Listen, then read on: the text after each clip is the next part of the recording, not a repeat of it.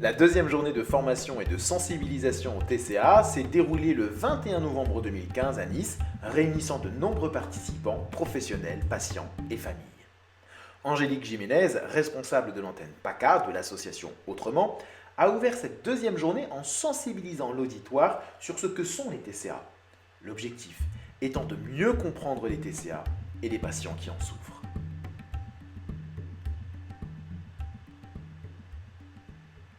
De nombreux professionnels se sont engagés auprès de l'association Autrement, comme le docteur Eva Bitz, psychiatre au CHU de Grasse de Monaco, qui gère l'unité TCA.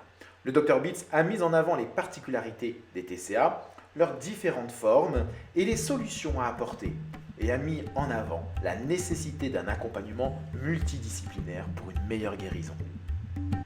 Cette journée a également permis des échanges constructifs entre le public et les professionnels de santé autour de débats et de questions-réponses.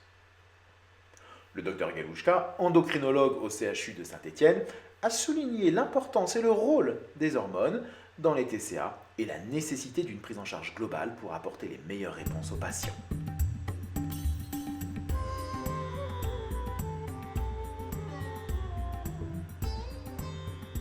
Outre les professionnels, les patients ont contribué à la réussite par leur partage d'expériences et par l'élaboration de supports visuels. Tout cela pour mieux faire comprendre la maladie.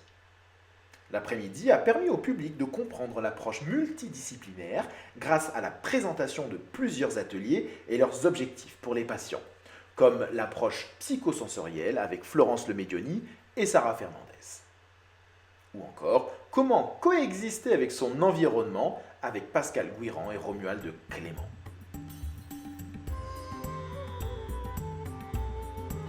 La conférence a été également enrichie grâce à l'approche en nutrithérapie que proposent Evelyne Hérault, Nadine Panaget et Mireille Etienne, toutes trois diététiciennes nutritionnistes. Elles ont mis en avant la nécessité de s'alimenter pour pouvoir bien fonctionner, tant psychologiquement que corporellement. Evelyne Bory et Cécile Benato ont, quant à elles, exposé leur approche grâce au groupe de parole et de soutien aux familles et à l'entourage des patients souffrant de TCA. Enfin, la journée s'est clôturée par la présentation de la danse-thérapie animée par Alison Baruet et Véronique Delâche. Elles ont expliqué et démontré en quoi l'approche avec la danse-thérapie peut être bénéfique pour les patients.